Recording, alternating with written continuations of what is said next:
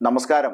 കോൺഗ്രസ് പ്രകടന പത്രികയെ ധ്വംസിച്ചും വസ്തുതാവിരുദ്ധമായ വ്യാജം പ്രചരിപ്പിച്ചും പ്രധാനമന്ത്രി നടത്തിയ വിദ്വേഷ പ്രസംഗത്തിന് ചുട്ട മറുപടിയുമായി രാഹുൽ ഗാന്ധി രംഗത്തു വന്നു. ലോക്സഭാ തെരഞ്ഞെടുപ്പിന്റെ മൂന്നാം ഘട്ട വോട്ടെടുപ്പ് പുരോഗമിക്കവേ സംവരണവുമായി ബന്ധപ്പെട്ട വിഷയത്തിൽ നിലപാട് വ്യക്തമാക്കി കോൺഗ്രസ് നേതാവ് രാഹുൽ ഗാന്ധി പ്രസ്താവന നടത്തി. സുപ്രീം കോടതി നിർദ്ദേശിച്ച 50% സംവരണം എടുത്തുമാറ്റുമെന്ന് പറഞ്ഞ രാഹുൽ, ദളിതർക്കും ആദിവാസികൾക്കും പിന്നാക്കക്കാർക്കും ദരിദ്രർക്കും ആവശ്യമായ സംവരണം തങ്ങൾ നൽകുമെന്നും ചൂണ്ടിക്കാണിച്ചു. മധ്യപ്രദേശിലെ രത്ലം ജില്ലയിൽ തെരഞ്ഞെടുപ്പ് പ്രചാരണത്തിനിടെ സംസാരിക്കുകയായിരുന്നു രാഹുൽ ഗാന്ധി. അടുത്തിടെയാണ് രാഹുൽ റായ്ബറേലിയിൽ നാമനിർദ്ദേശ പത്രിക സമർപ്പിച്ചത്.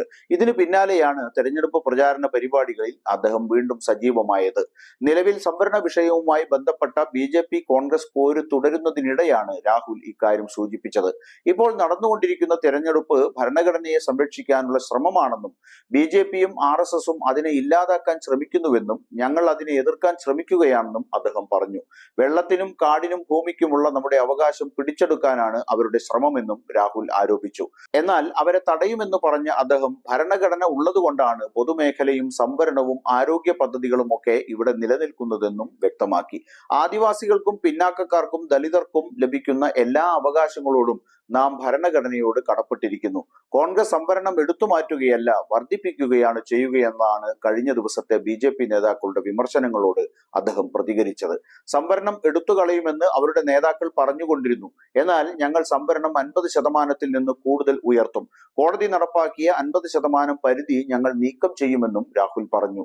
അതേസമയം സംവരണ വിഷയവുമായി ബന്ധപ്പെട്ട് ഇരു പാർട്ടികളും തമ്മിൽ വലിയ ഏറ്റുമുട്ടൽ തുടരുകയാണ്. ഇനി വോട്ടെടുപ്പ് നടക്കാനുള്ള ഹിന്ദി ഹൃദയഭൂമിയിൽ ഉൾപ്പെടെ വിഷയം കാര്യമായി സ്വാധീനിക്കും എന്ന് ഉറപ്പുള്ളത് കൊണ്ടാണ് വീണ്ടും കോൺഗ്രസും BJPയും സംവരണ വിഷയത്തിൽ മുറുകെ പിടിച്ചിരിക്കുന്നത്. കോൺഗ്രസ് SC/ST സംവരണം എടുത്തുമാറ്റുമെന്നും ഇതിലൂടെ മുസ്ലിങ്ങൾക്ക് കൂടുതൽ സംവരണം നൽകുമെന്നും പ്രധാനമന്ത്രി ആരോപിച്ചിരുന്നു. ഇതിനു പിന്നാലെ കോൺഗ്രസ് നേതാക്കളെയും ശക്തമായ ഭാഷയിൽ ആക്ഷേപിക്കുകയുണ്ടായി. ഇതിനു പുറമെ BJPയുടെ സോഷ്യൽ മീഡിയ വിഭാഗം പുറത്തിറക്കിയ ആനിമേറ്റഡ് വീഡിയോയിലും അവർ ഇക്കാര്യം പ്രചരിപ്പിച്ചിരുന്നു. എന്നാൽ തെരഞ്ഞെടുപ്പ് കമ്മീഷൻ ഇടപെട്ട് Xൽ നിന്നും ആ വീഡിയോ മാറ്റി.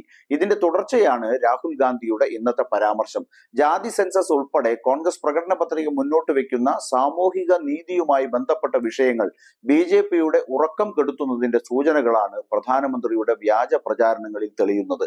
ഇങ്ങനെയൊക്കെ ഒരു ജനതയെ കബളിപ്പിക്കാനാവുമോ എന്നതാണ് ഈ തെരഞ്ഞെടുപ്പ് ഉയർത്തുന്ന പ്രസക്തമായ ചോദ്യം.